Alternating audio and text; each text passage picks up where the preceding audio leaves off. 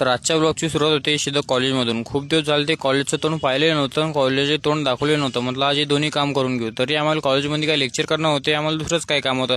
तर आपल्या मित्राला घेतलं जय महेशमध्ये म्हटलं आलो सीधा कॉलेजमध्ये एकदम पिन ड्रॉप सायलेंट होतं, कारण सर्वांचे एकदम पद्धतशीर लेक्चर चालू होतं. फक्त आम्ही आतंकवादी मित्र बाहेर फिरू राहिलो. तर आपल्या मित्राला पहिले सफलताच्या शिडीनं वर बोलून घेतलं, नंतर मी चढून घेतलो. आपले दोन मित्र मागे राहिले, ते त्याला हात दिला आणि वर बोलून घेतलं.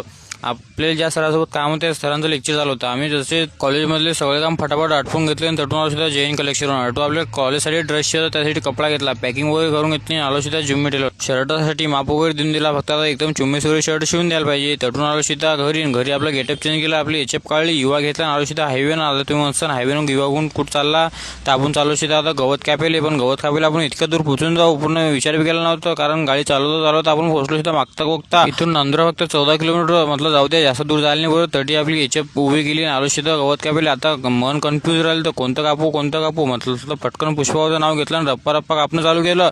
आता बुनबुन सागर बनते, मग काय लवकर कापणं चालू केलं. पण नवीन व्हिडिओ शूट केले, कसं जमले तर सांगा. या व्हिडिओच्या नंतर आपल्याला गवत कापायचं बाकी राहिलं, मग काय फटाफट गवत कापलं, आपलं पेंट का बांधलं. पण आता व्हिडिओ काही काढता येणार आपल्याला. तर चला मग आजच्यासाठी इतकंच, भेटू आपण अशा एखादी पुढच्या ब्लॉगमध्ये.